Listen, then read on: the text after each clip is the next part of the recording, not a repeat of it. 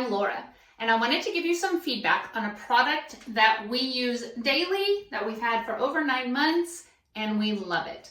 It is the corner shower caddy, or you could use it in your tub shower like we do, because space is hard to find around here with just having the corners in your tub.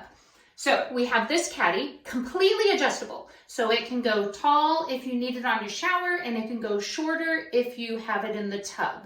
The shelves in it are made of a material that doesn't rust. There is holes in the bottom of the shelves that allows the gook of the water to drain out, so you don't have that problem as well.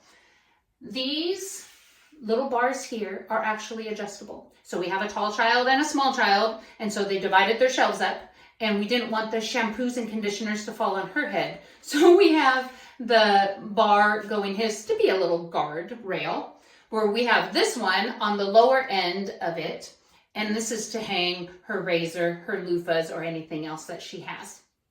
Of course, the little one couldn't resist having toys in the bottom when she takes her shower or her bath, so this gives them a place to dry as well, since it has those holes in the bottom. Now the rod, like I said, is completely adjustable, and on the top and the bottom, they have little feet that are rubber feet so they don't mar your tile and such.